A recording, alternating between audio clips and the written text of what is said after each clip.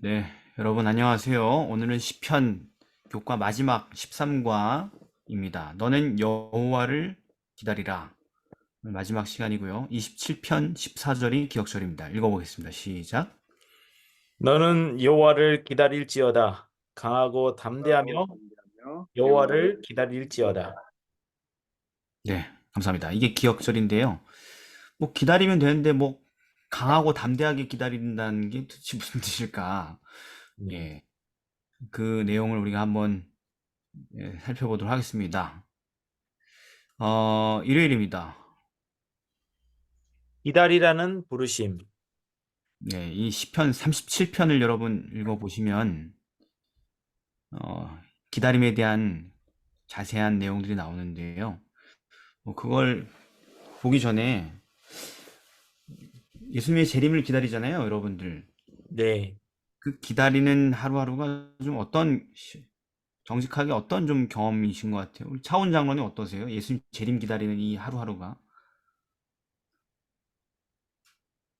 저는 예수님 재림 기다리는 것보다 손님 기다리는 게 더 힘들었어요. 아, 손님, 제가 뭐 가끔 가보니까 손님 굉장히 많이 오시던데요. 예. 아, 오늘은 되게 힘들었어요. 너무 많이 와서요. 아니, 너무 안 와서. 아, 예. 그 희한하게 제가 어디 식당 가면 아무도 없다가 제가 들어가면 사람 많이 오는 경험이 많이 하는데 장님 그런 거였나? 많이 자, 옵니다. 음. 자, 여러분들은 재림을 기다리는 지금 현재 경험이 좀 어때요?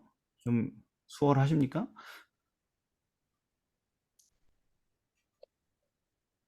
재림을 정말 기다리. 기다리고 네, 조세 입사님 먼저.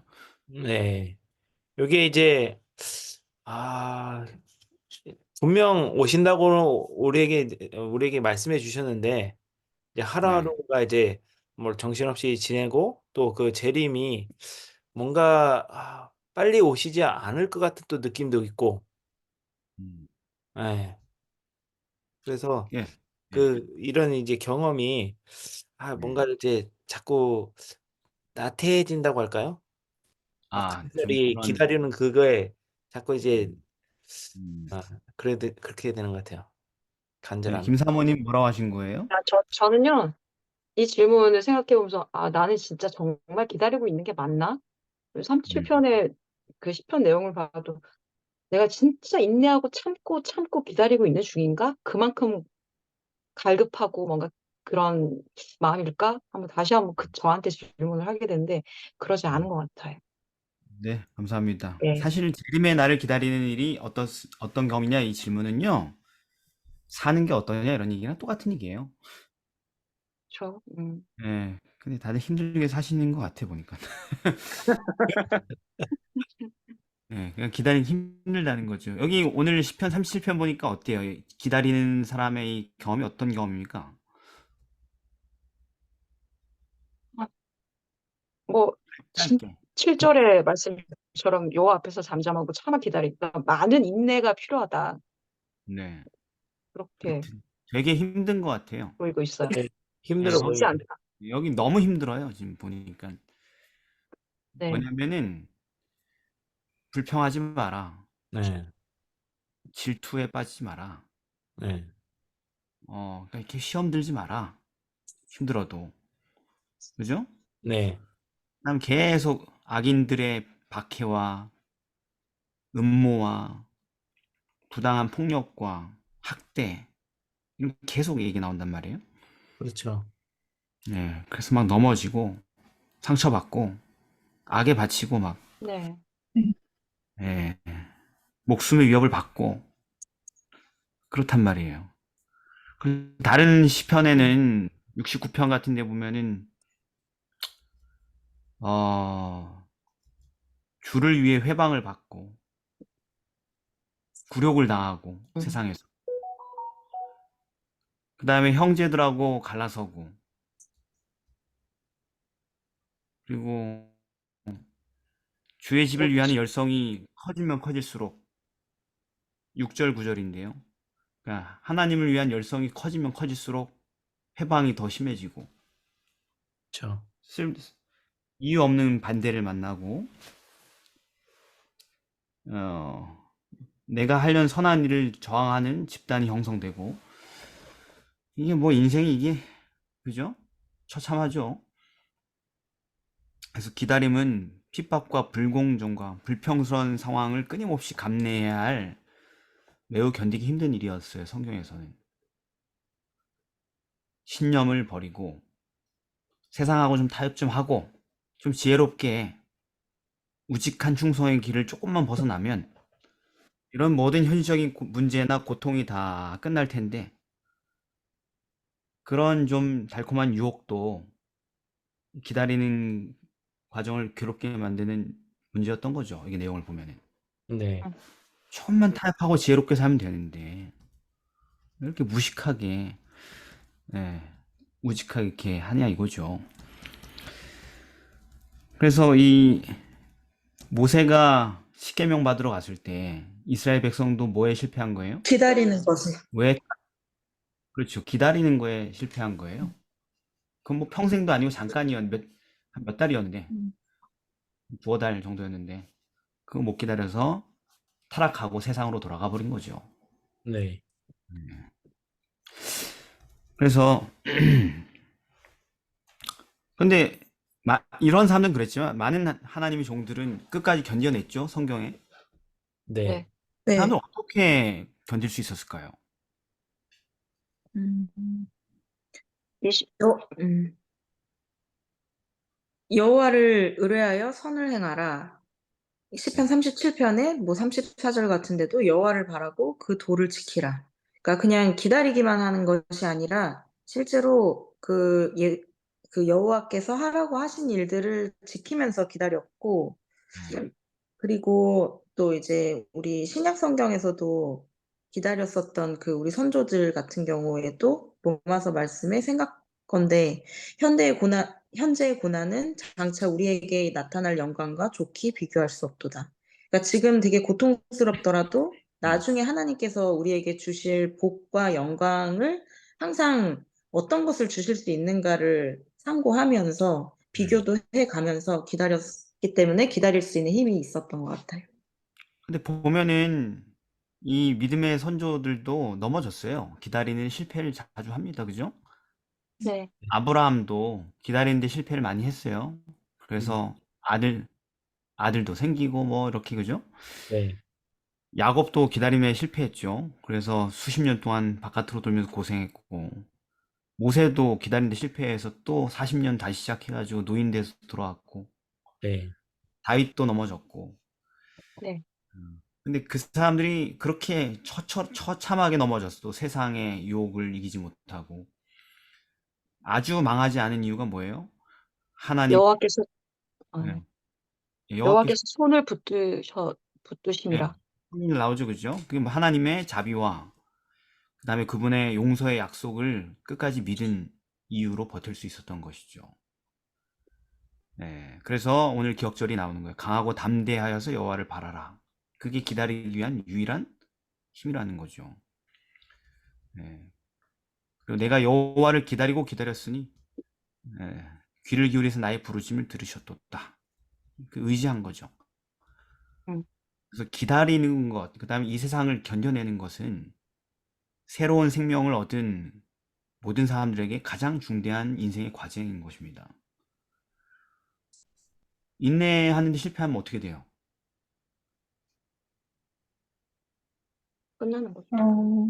여기서 범죄자들은 함께 멸망하리니 분을 그치고 노를 버리라. 불평하지 말라. 행하게 치우칠 뿐이라. 그러니까는 그렇죠. 결국 악인이 되는 거죠. 예. 너희에게 인내가 필요함은 너희가 하나님의 뜻을 행한 후에 약속을 받기 위함이다. 히브리서 10장 36절. 이 말이 무슨 얘기예요? 인내가 필요한데, 왜냐하면 하나님의 약속을 보상으로 받는 것은 인내를 통하여서 얻을 것이기 때문에 끝까지. 그러니까 인내하지 못하고 중도 하차하면 어떻게 된다는 거예요? 그 보상을 못 받는다는 것입니다. 그래서 제가 누누이 성경의 가르침에 대해서 얘기하지만 뭐 구원 다 받은 것처럼 얘기하는 건 굉장히 오산이에요. 그렇죠. 그렇게 쉽게 구원을 쟁취하는 게 아니에요. 아, 우리 예수님 너무 자비로 다 주셨는데 왜 아니라 그러냐 그러는데 주셨죠. 근데 우리가 안 받으니까 우리가 그걸 끝까지 간직하지 않으니까 그게 어렵다라는 것입니다. 그래서 인내라는 것이죠. 인내에 실패하면 모든 것을 잃게 되는 겁니다. 기다림에 지쳐서 좀 정로로 걸어가길 포기한다는 건 뭐냐? 은혜로 얻은 그 구원을 이제 내려놓는다 이런 뜻이에요. 그러므로 우리는 이 미래의 영광스러운 약속을 믿고 바라보며 사실 짧은데 하지만 또 엄청 긴 우리의 남은 인생을 인내해야 되는 것입니다. 그래서 현재의 고난은 장차 우리에게 나타날 영광과 좋게 비교할 수 없다라고 바울은 얘기했던 거죠. 그리고 피조물이 우리뿐만 아니라 피조물도 다 탄식하고 함께 고통한다. 그 날을 기다리면서. 그러니까 우리가 만일 우리가 소망으로 구원을 얻었으면 보이는 소망이 아니고 보는 것은 누가 바라리요? 우리가 만일 보지 못하는 것을 바라고 있다면 그게 당신이 바라는 게 보지 못하는 미래 영광이라면 그럼 참음으로 기다려라 이렇게 얘기를 하는 것입니다. 그러니까 자꾸 우린 포커스를 거듭남에 맞출 수 있는데 중요하죠, 그죠? 네. 거듭나야지 새 생명이 시작되니까. 거듭나는 것도 희귀한 현상이니까. 근데 그게 다인 것처럼 얘기하지 말자는 겁니다. 거듭나도 놀라운 은혜죠. 근데 네. 거듭나도 그게 끝이 아니에요. 인내해야 됩니다. 거듭난 그 선물을 그걸 끝까지 붙들고 살아야 돼요. 죽는 그날까지. 재림의 그날까지 말입니다.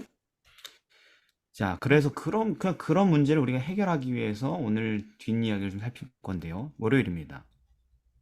젖된 아이의 평안. 시편 131편이잖아요. 그죠? 여호와여, 그죠? 나의 마음이 그죠? 교만치냐 그 노래인데 이걸 읽어보시니까 이 시인은 그래서 어떤 평안을 누렸습니까? 마치 젖된 아이가 그 어미 품에 있는 것 같은 평안과 만족. 같이 하였나이다. 그죠?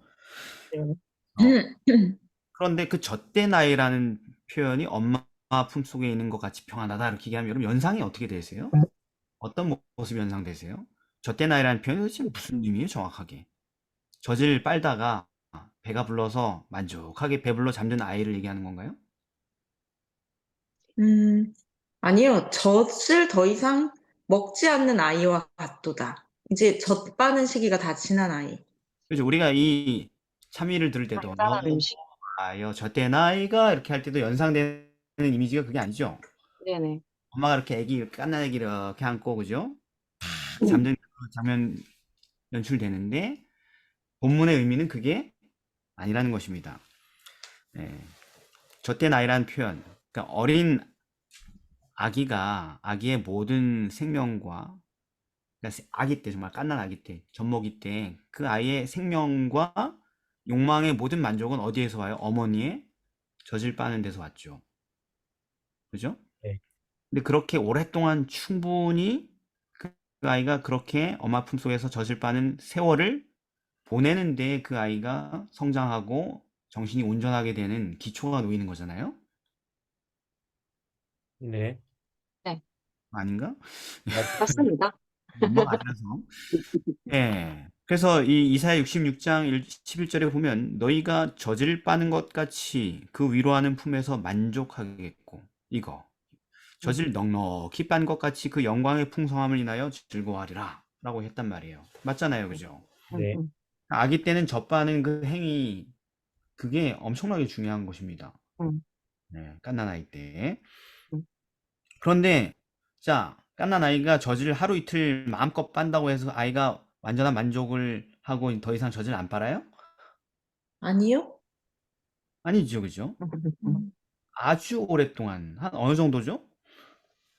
한 1년? 1년, 많이 하는 건 3살. 난 3년. 더 한 그냥 부모가 그거를 딱 끊어내지 않으면은 진짜 5살도 나는 봤어. 네. 헐. 그렇죠. 예. 어. 그게 이제 빨아야지 나오는 구조니까. 막. 그러니까 아주 그러니까 더 옛날은 그래요. 현대인은 아니지만 옛날 사람은 더 오래 빨았단 말이에요. 그렇지. 예. 그러니까 아주 오랫동안 그와 같은 매일의 반복적인 행위, 공급을 넉넉히 오랜 세월 동안 누린 뒤에야 그 아이는 다음 단계로 나아갈 만큼 육체적인 성장을 이루고 정신적으로 안정을 찾게 되는 겁니다. 그리고 그 후에야 만족한 마음으로 이제 뭘 떼는 거예요? 젖을 젖을. 떼는 수술을 받는 것입니다. 강제로 떼는 게 아니고 성경 이야기 보니까 강제로 떼는 게 아니고 애가 만족해 더 이상 빨지 않아도 될 만큼 충족할 때 떼는 거죠. 여기 보니까. 네. 우리는 강제로 떼죠. 그죠? 바쁘니까 삶이 음. 힘들고. 예. 그다음에 이제 언제까지 내가 얘를 이렇게 하고 있어야 되냐 하면 분유나 먹어라 이렇게 하면서 이렇게 주는 세상인데 예, 그런데 옛날엔 안 그랬단 말이에요. 그래서 이제는 어른들이 먹는 그 음식을 먹을 수 있게 되죠. 그 다음이 네. 그 네. 시기가 되면 그죠? 같이 이유식 넘어가 가지고 이게 성경이 말하는 젖된 나이의 의미인 것입니다. 그래서 성경에 보면 젖되는 얘기가 많이 나오죠. 아브라함의 아들 이삭도 아이가 자라매 젖을 떼고 이삭의 젖을 떼는 날에 대언을 배설하였더라 이렇게 써 있죠. 예. 그러니까 이걸 어 연구해 보면 몇 살쯤인지 대충 나온단 말이에요. 그죠? 몇 년 동안 젖바랐는지. 또 마찬가지로 사무엘도 태어났을 때 마찬가지입니다. 이 한나 이야기를 보면은 아이가 생겼어요. 근데 아이가 생긴 다음부터 한나는 예루살렘에 올라가지 아니, 예루살렘에 그 성전에 올라가지 성소에 올라가지 않습니다. 아이를 양육하는 데 전념하기 위하여서. 그래서 젖을 떼거든 내가 아이를 여호와께 바치겠습니다. 성소에. 그때까지는 가지 않겠습니다. 그래서 젖떼기까지 기다렸고 마침내 젖을 뗀 후에 아이를 데리고 올라갔다. 성소로. 근데 그 아이가 어렸더라. 이렇게 써 있죠. 근데 어렸지만 다음 이야기를 보면 성소의 직무를 시작하죠. 그 어린 나이에. 네. 네. 젖은 진짜 오래 먹였던 거예요. 옛날에는. 음. 그 아이의 인격적인 안정이 완전히 이루어질 때까지. 음. 자, 이게 우리에게 지금 의미하는 굉장히 깊은 의미가 있어요. 어떻게 그 예? 재림의 기나긴 날을 기다려야 되는 건지. 여러분, 이런 상징적인 표현을 보니까 우리가 재림의 그 날을 기다리는 게 왜 그렇게 힘들까요? 가장 큰 원인이 뭘까요? 젖을 안 떼요. 젖을 떼지 못해서. 그렇죠. 젖을 떼지 못해서. 그런데 젖을 떼지 못한 이유는 뭐예요? 말씀을 충분히 읽지 않아서. 네, 젖을 그만큼 먹어보지 않았기 때문에. 기초인데. 거듭났다면서요. 깐난아기겠지. 당연히 젖을 먹는 게 본능인데 그거 안 했다라는 것입니다. 말하자면. 안 태어났든지 태어났는데 안 먹었든지 충분한 세월이 필요한데 그런 시간이 없었다라는 거예요. 신앙을 하면서. 네. 재림을 기다리는 게 매우 힘든 일이기 때문에 그런 인생을 살려면은 그렇게 성숙한 인생을 살려면은 우리 신앙이 그만큼 성숙해야 되는 겁니다. 네. 네. 그러므로 우리가 그토록 이 신앙을 유지하기 힘들어하는 이유는 우리가 아직 기초적인 단계, 넉넉히 그 젖을 빨지 못했기 때문에 그런 거예요. 교인들이 교회를 30년, 50년을 다녔는데 아직 만족할 만큼 젖도 빨아보지 못하고 무덤으로 들어갈 수 있다고요. 네, 그렇죠. 예. 음. 즉 대부분의 성도들에게 하나님의 말씀이 극도로 결핍되어 있는 상태라는 것입니다. 그래서 못 견디고 타락하고 배교하고 때려치는 것입니다. 아니면 부패하는 것이에요. 이 중요한 경험이 없기 때문에. 그래서 그건 옛날에도 그랬어요. 고린도서 3장에 보면 바울이 1절에 형제들아 내가 신령한 자들을 대함과 같이 너희에게 말할 수 없어서. 신령한 자가 어떤 사람이에요? 비유하자면 젖된 아이?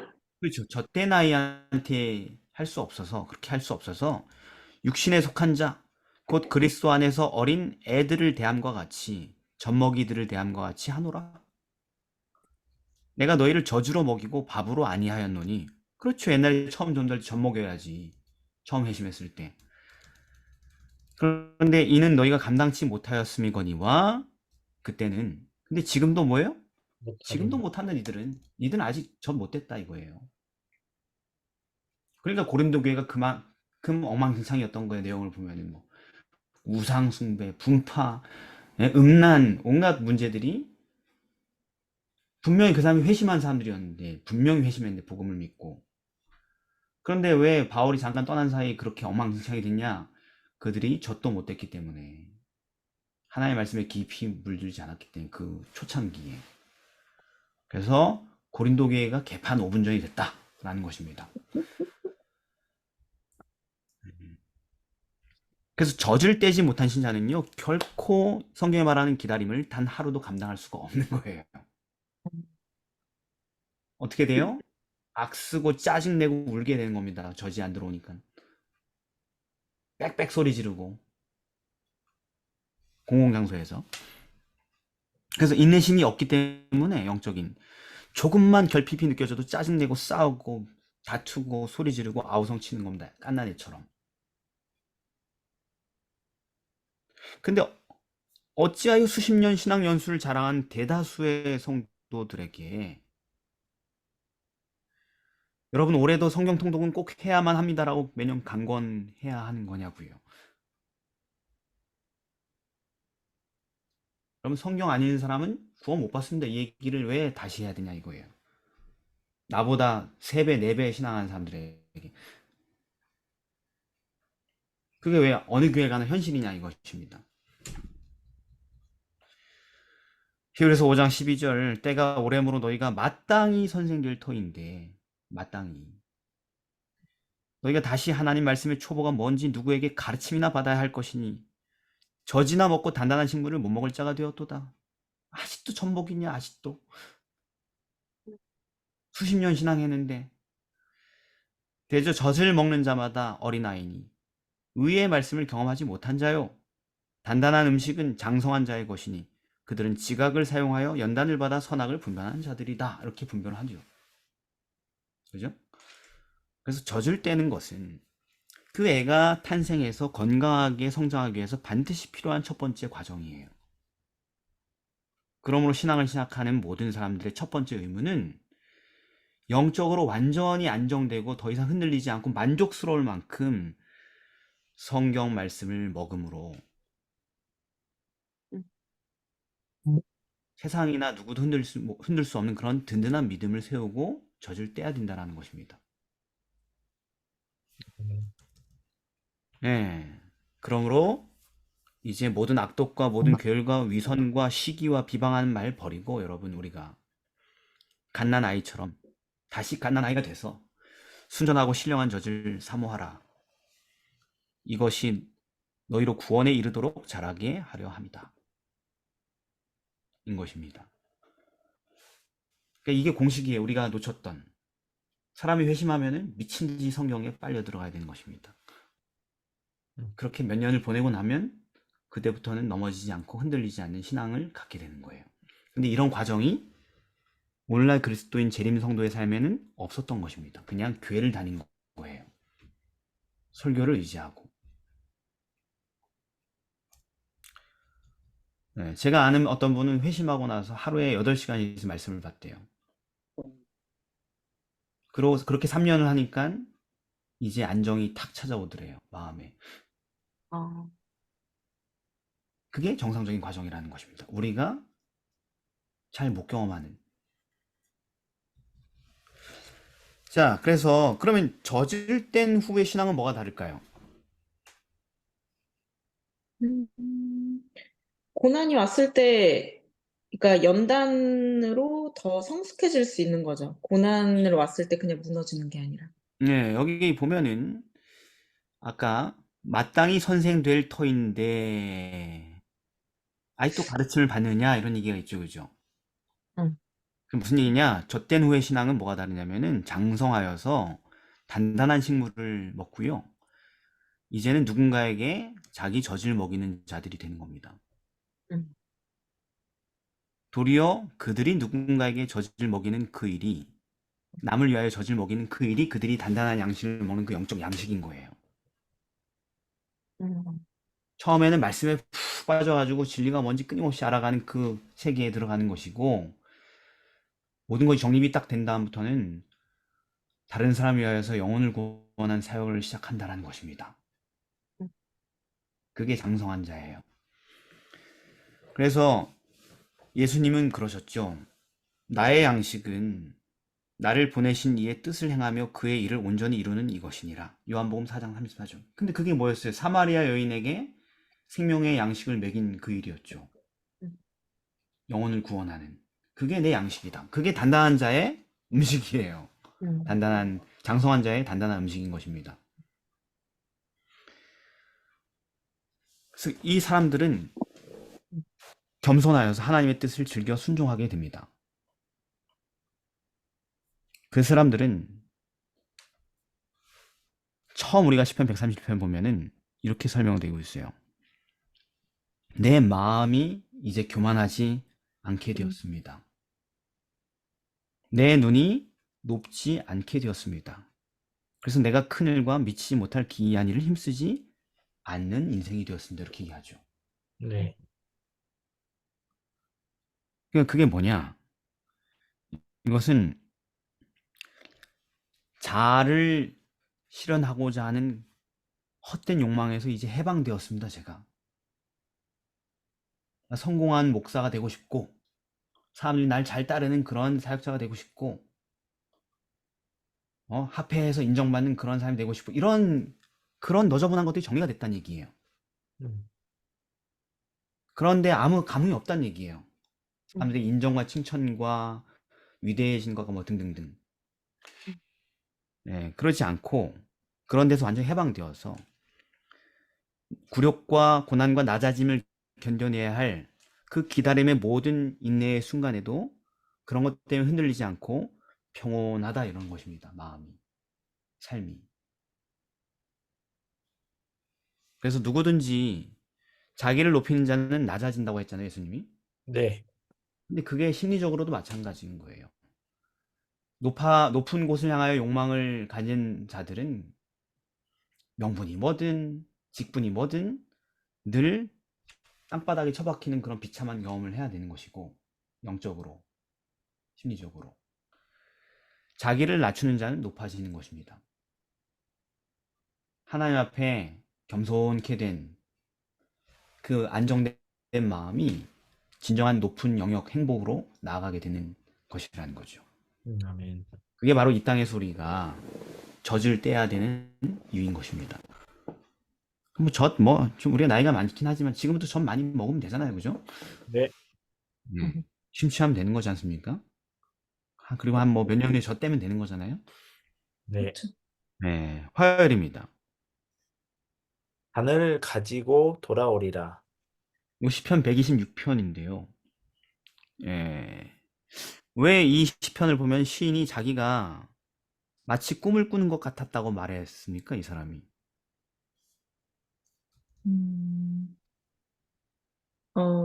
그 126편 6절에 음. 울며 씨를 뿌리는 자는 정녕 기쁨으로 그 단을 가지고 돌아오리라. 5절부터 계속 반복되는 내용인데, 이게 씨를 보통 뿌리면은 나중에 수확을 한다라는 보장이 있어야 되는데, 음. 울면서 씨를 뿌리러 나갔다는 것은 그 씨를 뿌리는 과정도 힘들거니와 그 씨를 뿌렸을 때의 결과가 확신이 없을 때, 그럼에도 불구하고 믿음으로 그 씨를 뿌려야 되는 과정이었기 때문에 이렇게 된다는 확신 없이 씨를 뿌렸기에 마치 꿈을 꾸는 것 같다고 말한 게 아니었을까요? 맞습니다. 여기 사건은 뭐냐면 포로에서 회복되는 이야기죠, 그죠? 네. 바벨론 포로에서 회복되는 이야기, 꿈도 못 꿨던 일이, 상상하기 어려웠던 그런 일이 이루어졌기 때문에 불가능한 사건이, 그죠? 네. 그러니까 도저히 앞이 보이지 않는 그런 슬픈 상황에서도 믿음으로 하나님의 말씀을 계속 따르고 있었고, 그래도 안 될 것 같았는데 마침내 그 모든 노력이 헛된 것이 아니었음을 확인하게 됐기 때문에 꿈꾸는 것 같았던 것입니다. 음. 그럼 재림을 기다리는 일이 그토록 힘든 이유는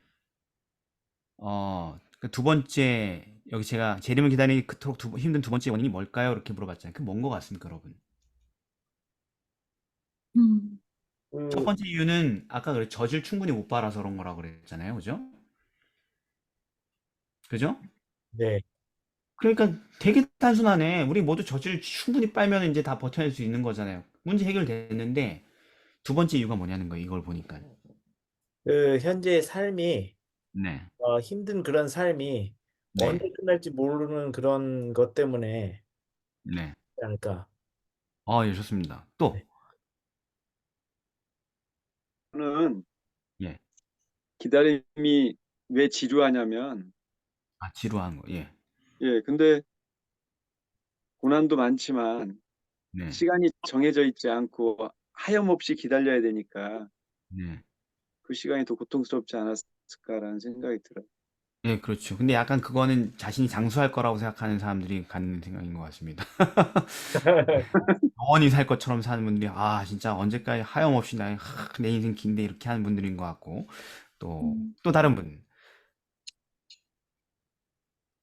그리고 여기에서 있었던 것처럼 믿고 의심을 하지 말아야 되는데, 네. 사실 우리가 하나님께서 하라고 하는 그런 것들이 세상과는 너무 다 반대되는 것들이고, 항상 음, 내 본성을 거스르는 것들이기 때문에, 예를 네. 들어 이제 뭐 복음을 전한다라고 했을 때, 네. 예수님께서 그 말씀하신 씨 뿌리는 자의 비유처럼, 네. 사실 우리가 뿌리는 것은 겨자씨 한 알 같은 것을 뿌리는 건데, 네. 정말 이게 될까? 라는 어떤 확신이 없고, 네. 나중에 이제, 나중에는 이것이 막 모든 나물보다 커져서 큰 가지를 낸다. 라고 하지만 그 나중을 못 보고 죽는 경우들도 많고, 네. 그럼에도 불구하고 하나님 말씀을 그대로 굳게 지켜내야 하기 때문에 음. 힘든 게 아닌가. 그렇죠. 아까 굉장히 중요한 단어를 얘기하셨는데, 의심이란 단어를 얘기했어요. 그거예요, 그거. 네. 방법은 굉장히 분명히 이미 다 알려져 있는데, 그 방법을 우리가 안 따른단 말이에요. 왜 안 따르냐는 거예요. 의심 때문에 못 따르는 거예요. 그러니까 아무런 희망이 보이지 않는 이런 냉엄한 현실을 자꾸 바라보면은 끊임없이 의심이 피어오릅니다. 우리의 마음속에. 이렇게 그렇죠. 한다고 되겠어? 이런 생각 말입니다. 음. 아예 뭔 말인지 알겠는데 그렇게 한다고 될 것 같지도 않아? 이런 생각 말입니다. 과연 내가 하나님 나라를 위해서 애쓰고 있는 이 모든 노력과 희생이 무슨 의미가 있을까? 그래, 아까 말씀 하루에 몇 시간씩 심취해서 그게 정말로 될까? 말이죠. 그런 생각이 들기 시작하면 더 이상 막 인내하고 순종하고 기다리기가 어렵게 되는 거죠. 여기 보면은 전도서 11장에 그런 얘기가 있어요. 네 음식물을 물 위에 던져라. 여러 날 후에 도로 찾는다. 아니 내가 지금 배가 고파가지고 굶어 죽게 생겼는데 이거를 던지래 물에. 그럼 끝나는 거잖아요. 그죠? 굶는 거잖아요. 근데 여러 날 후에 그걸 찾을 거래요. 7이나 8에게 나눠주래요. 나도 굶어 죽을 판인데. 무슨 재앙이 땅에 말지 네가 알지 못합니다.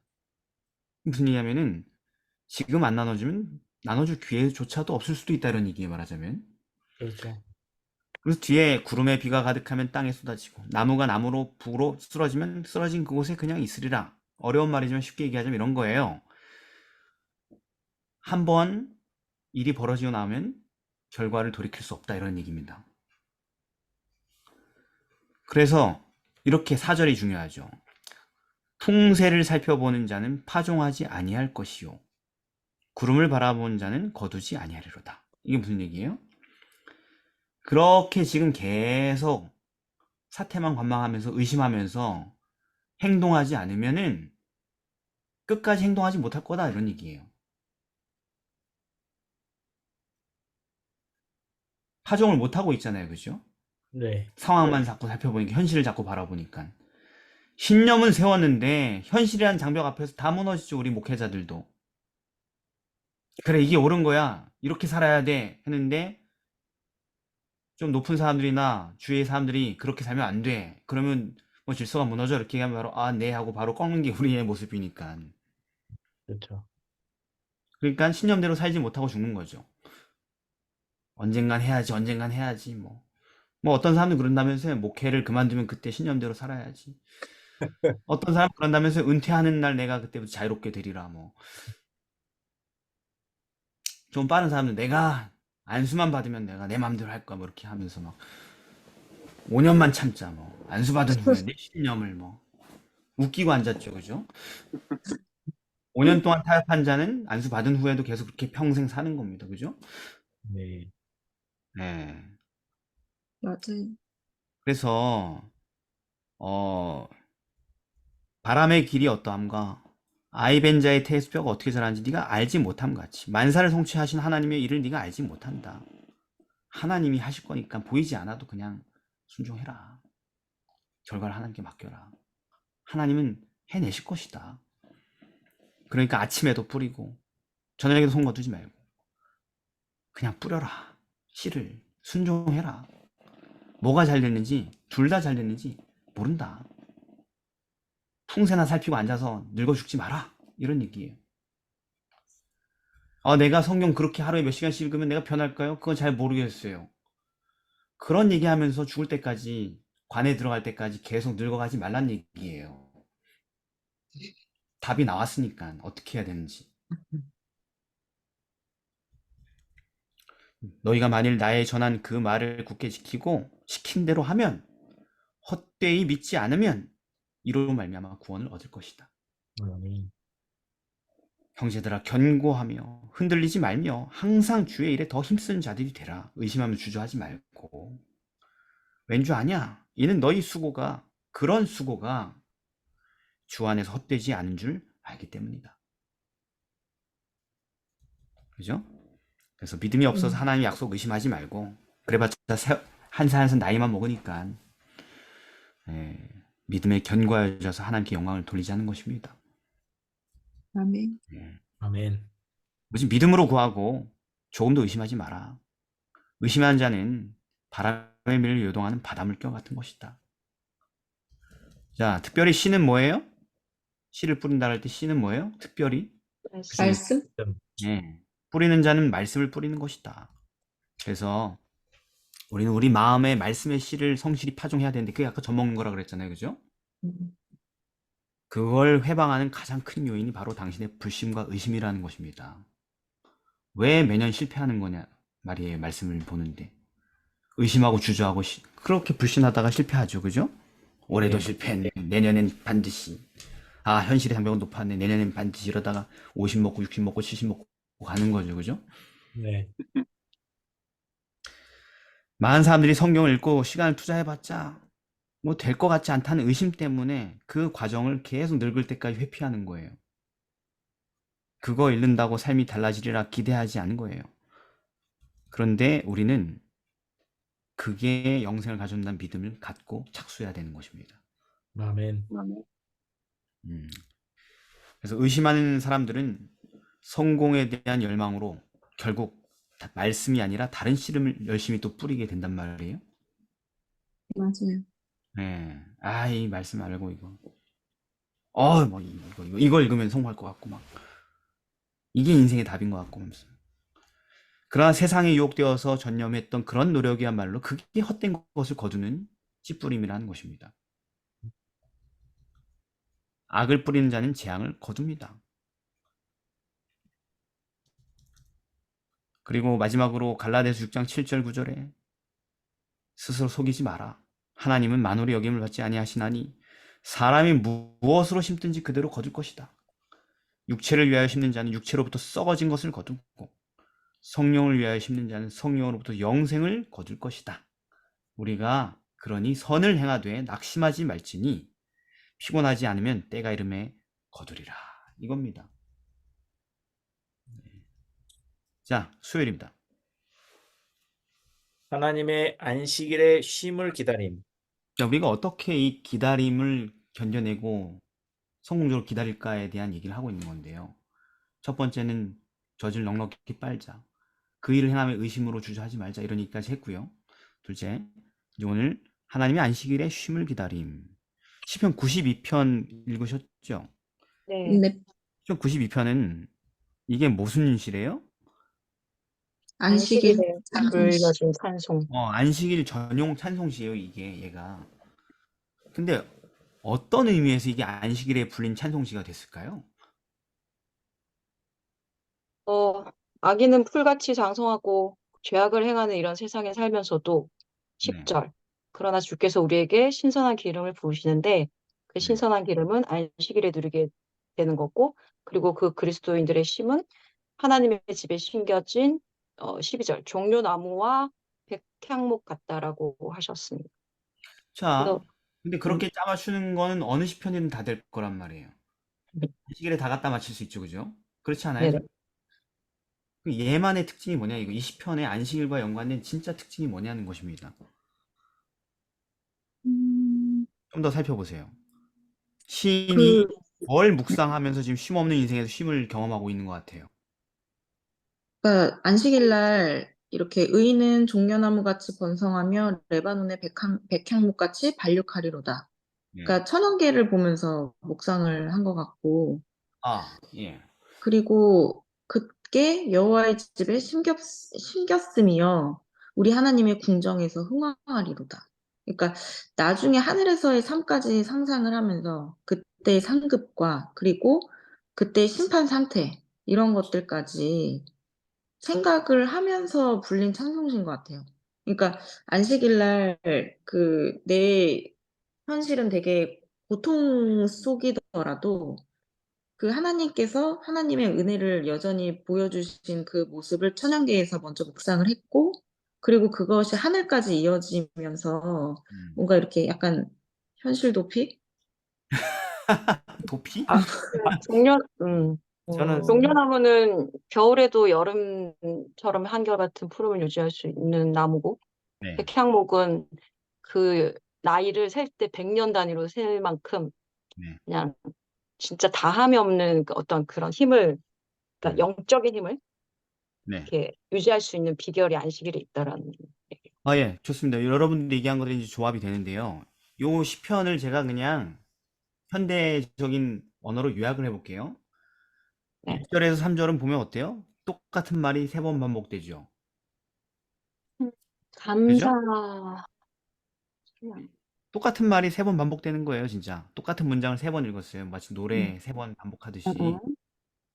샬롬, 샬롬, 샬롬 이렇게 하는 것처럼 말입니다. 네. 근데 이거 얘기는 뭐냐면은 하나님, 저 주야로 하나님 찬양하는 게 너무 좋아요. 이런 얘기예요, 요약하면은. 네. 저 밤낮으로 찬양합니다. 너무 좋아서. 와, 이렇게 얘기한 거예요, 지금. 그죠? 근데 4절, 5절. 왠 줄 아세요?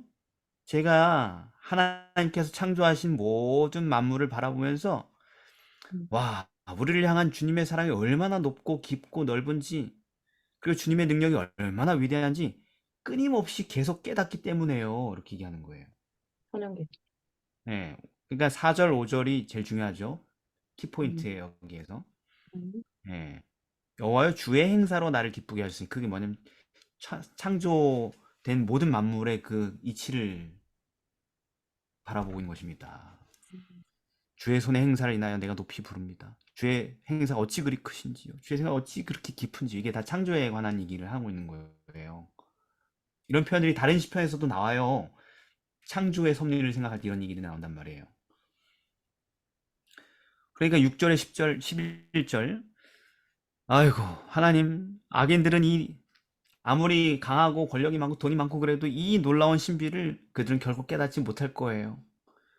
그들은 지금은, 예? 비가 오는 시기에 풀처럼 막 돋아나서 순식간에 흥화하는 그런 세력처럼 보이지만, 풀이 그렇잖아요. 비만 응? 오면 그냥 확 돋아나잖아요, 그죠? 순식간에. 네. 네. 그렇게 보이지만 벌써 자기가 명상한 것 중에 하나를 끌어온 거예요, 지금. 그렇지만 뜨거운 햇빛이 자결하는 그런 가뭄이 와버리면 모두 다 죽어서 없어지죠. 그랬거든요, 실제로. 그걸 명상한 겁니다. 풀이 돋았다가 확 사라지는 것처럼. 12절, 15절은 뭐예요? 하지만 의인들은 뜨거운 사막의 황무지에서도 절대 죽지 않고 달콤한 열매를 맺는 종려나무처럼 아무리 혼자 광야에 있어도 죽지 않은 종려나무처럼, 또 어떤 태풍이 와도 쓰러지지 않고 굳건하게 서 있는 백향목처럼 다 부러져 나가도 하나님의 집안에서 흥왕할 것입니다. 지금 찬양계 명상을 갖고 바로 썼죠, 그죠? 풀, 나무 이런 거. 그리고 그 의인들은 세월이 흘러갈수록 힘이 빠지고 소멸되지 않고 더 성숙하고 아름답게 자라날 것입니다. 하나님의 약속이 전적으로 옳았다는 사실이 그들을 통하여 증명될 것입니다. 이런 시편이에요, 말하자면. 이렇게 요약 해석한 거예요, 그냥. 그러니까 네. 창조의 안식일을 명상한 대표적인 시가 될 만하죠. 네. 시편에 있는 150편의 모든 시들이 창조에 대해서 얘기하지만 충분히 될 만하죠, 그죠? 네. 예. 자, 창조 세계의 하나님의 섭리를 바라보면서 마음의 힘을 얻었어요. 여러분, 우리가 재림의 그날까지 지쳐 쓰러지지 않고 이 고단한 삶 속에서 넉넉히 견뎌내기 위해 올바른 길을 걸어가면서 가장 필요한 또 다른 요소가 뭐라는 거예요? 천연계를 묵상하는 방법, 천연계에서 위로를 얻는 방법? 창조. 그렇죠. 네. 안식일의 쉼, 안식일의 쉼을 통하여서 그런 힘을 얻는다라는 것이죠. 네. 여호와는 나의 목자시니 내가 부족함이 없으리로다. 저는 시냇가에 심은 나무가 시절을 쫓아 과실을 맺으며 잎사귀가 나르지 아니함 같도다. 같은 맥락이에요, 전부 다. 창조된 만물을 바라보면서 얻어내는 거거든요. 힘의 근원을. 그러니까 이 시인은 만물에 나타난 창조주의 우리를 돌보시는 사랑과 그 오묘한 섭리를 묵상하면서 믿음이 생겨나고 마음의 쉼을 얻었다라는 거예요. 아무리 현실이 개차반같이 막 돌아가고 지옥 같다 할지라도. 여러분, 바로 이게 우리가 애초에 안식일을 거룩하게 보내는 가장 첫 번째 방법이었어요. 우린 안 하고 있잖아요, 이렇게. 그렇죠. 교회에서 다 보내고 끝나잖아요, 그죠? 그렇죠. 근데 원래 태초의 안식일은 원래 이렇게 보내는 거였다고요. 아담이 음. 보낸 안식일은 하나님이 만든 창조물 가운데에서 명상하고 보낸 시간이었단 말이죠. 이러라고, 이런 행복을 누리라고. 안식일은 창조의 기념일로 제정된 거예요. 그러니 그날은 피조물 가운데 나타난 우리를 향한 하나님의 따뜻함과 자비하심과 그리스도의 사상을 연구하고 묵상하는 날이에요, 원래. 안식일을 기억하라는 그 계명을 순종하여서 우리가 이 거룩한 쉼을 주기적으로 누릴 때에 안식일은 우리가 영원한 나라에 들어가기까지 이 전쟁터에서 쓰러지지 않고 넉넉하게 버틸 수 있게 해주는 든든한 징검다리가 된다는 것입니다. 아멘. 근데 우리 안식일 그 기능 잘 못하고 있지 않아요? 네. 안식일이 더 진 빠지고 막 사람 피폐해지고 막 그런 경험도 더 많이 하시죠? 뭐 아님 말고요. 그렇죠. 잘. 경험해 봤습니다. 그래서 네. 그 징검다리가 놓인 거예요. 그 풍랑 속에서 걸어갈 수 있는 징검다리가 일정한 간격으로 놓인 게 안식일인 거예요. 영원한 나라까지 버틸 수 있게. 아멘. 그때 우리는 그 안식일이라는 징검다리를 보면서 그 징검다리가 예수님이라는 것을 알게 되고, 그 안식일의 찬송시의 마지막 부분처럼 그 예수님을 보면서 여호와는 나의 바위십니다 라고 말하게 되는 거예요. 아멘. 그러니 히브리서 4장 9절 14절에 보면은, 그러니 안식할 때가 하나님의 백성에게 남아있다. 안식일의 계명은 계속돼야 된다는 얘기예요. 이게 전후 문맥을 보면은 믿음으로 말미암는 진짜 안식 말입니다. 이미 그의 안식에 들어간 자는 하나님이 자기 일을 쉼과 같이 자기 일을 쉬느니라. 이미 영원한 나라에 들어간 것 같은 그 쉼을 당겨서 누릴 수 있다는 얘기예요. 싸움이 끝난 것처럼. 그러므로 우리가 저 안식에 들어가기를 힘쓸지니 이는 누구든지 저 순종치 않은 자의 본에 빠지지 않게 하려 함이라. 가다가 배교하는, 그래서 망하는 사람들의 길로 가지 않게 하기 위해서 이 안식일의 쉼이 필요하다라는 거예요. 네. 그리고 그 안식일의 쉼을 얻기 위하여서 14절에 우리에게는 큰 대제사장이 있으니 곧 하나님의 아들 예수다. 그분이 안식일의 주인이시고 우리에게 그날 쉼을 주시는 분이시다. 아멘. 그분을 굳게 붙잡자라고 얘기하는 것이죠. 그래서 예수님도 살아생전 수고하고 무거운 짐진 자들아 힘들지? 아직 재림의 날은 오지 않았지만 일단 누구에게로? 네, 다 내게로 오라. 내게로 와라. 그럼 내가 너희를 쉬게 하겠다. 나는 마음이 온유하고 겸손하니 내 멍에를 메고 내게 배우라. 그러면 너희 마음이 쉼을 얻으리니. 믿음의 순종의 길을 얘기하는 것입니다. 그래서 그리스도 안에 있는 안식일의 쉼, 즉 그리스도 안에 있는 순종의 삶에서 얻는 그 쉼을 우리가 누리면 세상 끝날까지 예수님이 재림하신 그날까지 기다리는데 넉넉한 힘을 얻을 수 있다는 것입니다. 이제 마지막으로 목요일입니다. 아침의 기쁨이 오리로다. 네, 시편 여러 구절들을 제가 이렇게 띄워놨는데 여러분 우리가 기다린다고 하는 그 재림의 그날을 성경이 뭐에 자주 비유를 해요? 아침. 아침에 비유를 하는데 그게 적절한 이유가 뭘까요? 그렇게 비유하는 게 적절한 이유가 뭘까요? 아침은 뭐든지 새롭잖아요. 새로워서 만물을 내가 새롭게 하리라. 예, 좋습니다. 또 어둠이 물러가고 또 빛이 비치는 날이 또 아침이니까. 그죠. 아침이란 어둠이 물러가면서 빛이 그 자리를 대신해 하는 전환점이죠. 그죠? 예, 성경은 그 얘기를 하고 있습니다. 예. 시편 30편 5절에도 보면 저녁에는 울음이 기숙할지라도 저녁, 그러니까 밤은 슬픔의 날로 이렇게 상징하고 아침에는 기쁨이 올 것이다. 이렇게 얘기하죠. 네. 어둠이 지나면 기쁨이 올 것이다. 그리고 뭐 여러 구절 다 생략하고 이런 상징들은 어디서부터 시작됐어요? 처음부터. 창조도 창세기부터 시작된 거예요, 이게. 창세기로부터 이미 창세기 1장부터 밤은 하나님의 자녀들을 압제하고 유혹하는 어두움의 권세를 상징하는 상징물이 된 거고 처음부터. 네. 그리고 아침은 그 어두움의 권세의 종말과 빛 대신 그리스도의 오심과 그분의 구원을 상징하는 것으로 이미 딱 정리가 된 거예요.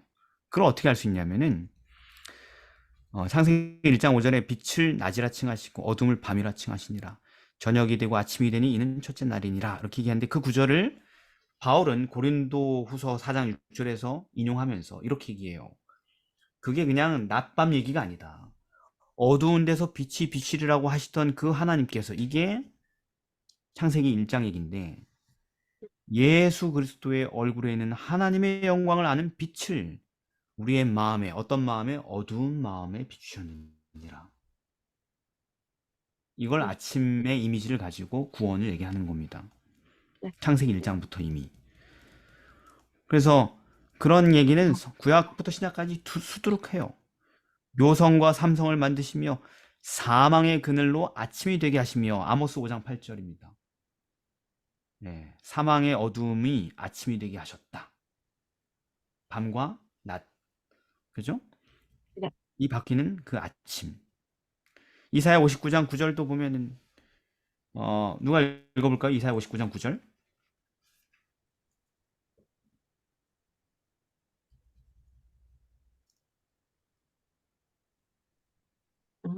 이거.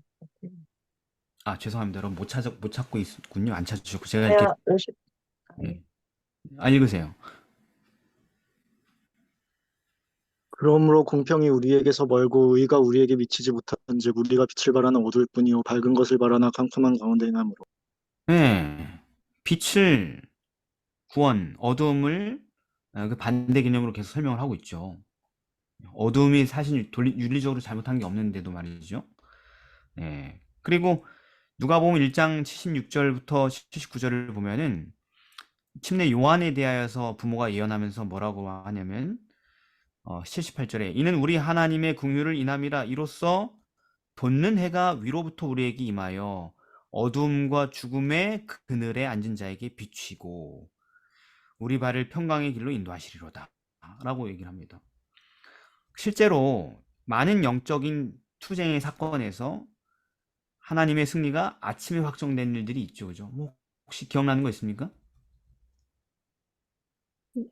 뭐 주신 분문 중에서 창세기 32장 31절. 그가 네. 분위를 지날 때에 해가 돋았고 그 환도뼈로 인하여 절었던. 네, 절었. 야곱이 밤새도록 싸웠죠. 그죠? 자신의 죄와 그리스도와 그죠? 씨름했죠. 그런데 언제 승리가 끝났어요? 아침. 아침에 그의 승리가 이루어진 다음에 곧 아침이 되었다라고 성경은 일부러 이렇게 얘기를 하는 거예요. 그 시간이었다고. 네. 승리의 아침이 밝았다고. 예수님의 부활도 그와 같죠. 네. 예수님도 부활을 어느 시점에 하셨어요? 안식구 새벽 첫날 믿는? 새벽에 아침에. 그러니까 아침에 하셨죠. 아침에. 동이 터온 아침에 부활하셨죠. 네. 일부러 그렇게 하신 거예요. 어둠과 빛의 성경에 흐르는 그 일관된 개념을 딱딱 맞추신 거예요. 계획대로. 안식 후 첫날 일이 되는 미명에 그가 살아나셨습니다. 음. 예. 특히 복음의 증인으로 부름받은 성도들에게 이 재림의 그날은 더 간절히 기다려지는 아침인데요. 왠 줄 아세요? 왜냐면은 내가 너희에게 새 계명을 쓰는 저에게와 너희에게도 참된 것이라 이는 어둠이 지나가고 참빛이 벌써 비침이니라 라는 이 참빛이 예수님이잖아요. 네. 그러니까 이 제자들한테도 예수님과 항상 함께 있을 수 있는 삶이라고 하는 것이 되게 큰 복음이었던 거 아니에요? 맞아요, 맞아요. 근데 제가 얘기하는 건 뭐냐면 그 사람들이 복음의 증인들에게 재림의 그날이 왜 간절한가 이렇게 얘기했습니다. 그러니까 복음을 위하여 투쟁하고 일하는 사람들에게 말입니다. 왜냐하면 그들이 파수꾼의 직분을 가졌기 때문에 그래요. 에스겔 예, 몇 장이죠? 에스겔 시편 130편입니다. 시편 130편 5절 6절. 내가 여호와를 기다립니다. 그 말씀을 바랍니다. 파수꾼이 아침을 기다림보다 내 영혼이 주를 더 기다리나니 참으로 파수꾼의 아침을 기다림보다 더하도다. 파수꾼이 밤새서 그거 방어하는 사람들인데 경고하고 언제를 기다리겠어요? 아침. 아침. 자기 그 고단한 일이 끝나는 날이 아침이거든요. 그렇죠. 복음의 증인들이 이 전투를 끝내는 그리고 쉼을 얻는 시간이 언제예요? 그 아침인 것입니다. 재림의 아침이에요. 그러니까 얼마나 그 시절이 기다려지겠어요. 이 투쟁을 벗어나는 그 시간이 말입니다. 얼마나 힘들어요. 그죠? 이 땅에서. 여러분 이미 어둠을 몰아내는 빛이 우리에게 비추어오고 있어요. 이미. 동이 터오고 있어요. 이 고단한 싸움도 그리 길지 않을 거예요. 왜냐? 아까 우리 인용하신 요한일서 2장 8절을 보면 이는 어둠이 지나가고 뭐요? 참빛이 우리라. 벌써 비춤이라. 참빛은 벌써 비치기 시작했어요. 이미. 새벽 미명이에요. 동이 터오기 시작하고 있어요. 이미 비춰지고 있습니다. 빛이. 그런데 여러분 지금도 이미 빛이 비춰지고 있는데 그렇다면 재림의 그날엔 지금과 뭐가 다를까요? 빛이 비춰지고 있는데 그분의 빛이. 참빛이. 다시는 밤이 없겠고 등불과 햇빛이 쓸데없으니 이는 주 하나님이 저희에게 빛이심이라. 네. 실제적인 빛. 지금은 밤이 있죠. 음. 어둠이 있잖아요. 그죠? 참빛이 비치고 있지만 동시에 어둠이 있잖아요. 재림의 그날에는 우리를 그렇게 힘들게, 우리를 우울하게, 우리를 괴롭혔던 밤이 없게 될 것입니다. 다시는. 그래서 그 아침을 기다리는 거예요. 우리가. 그래서 어떤 CCM 보험성의 가사처럼 나는 기다립니다. 내 안에 있는 모든 어두움이 사라지는 그날을 라고 얘기하는 것입니다. 다시 저주가 없죠. 네.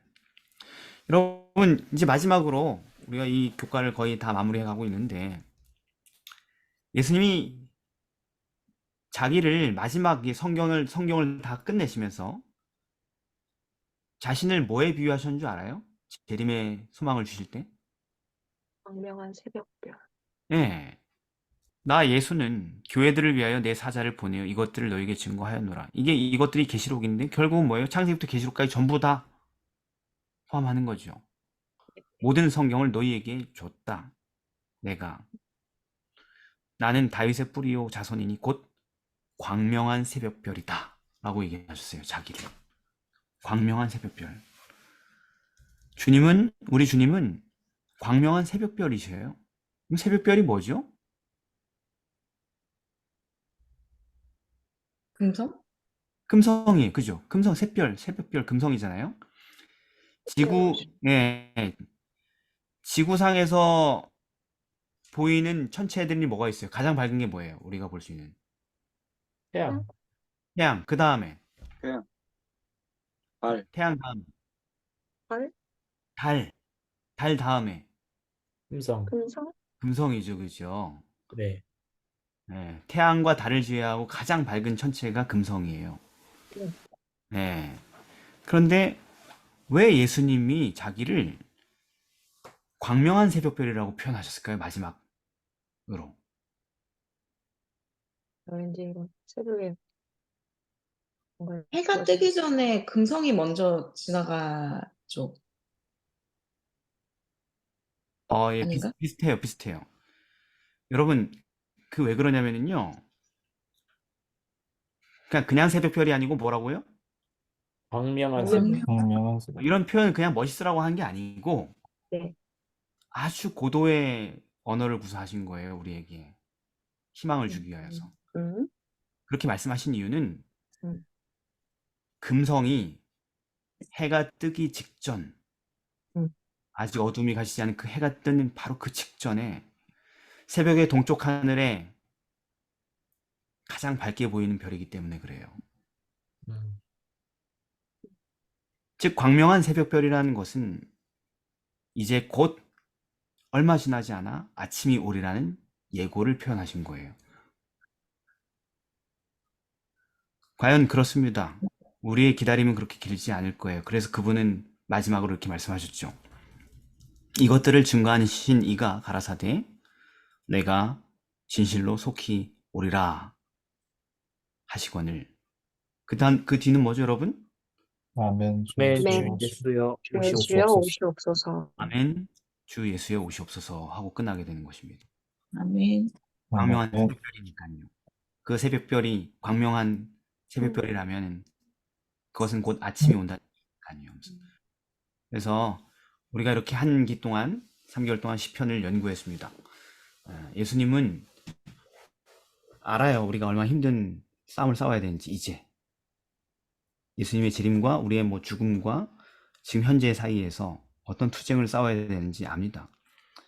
그런데 우리에게 지금 길을 주셨어요. 어떻게 견뎌낼 수 있는지, 어떻게 끝까지 버틸 수 있는지. 젖을 많이 먹게 되길 바랍니다. 의심하지 마. 울며 씨를 뿌리게 되길 바랍니다. 그래서 우리가 예수님을 광명한 아침에 다시 만나게 되길 바라면서 모든 교과를 마치도록 하겠습니다. 기도하겠습니다. 아멘.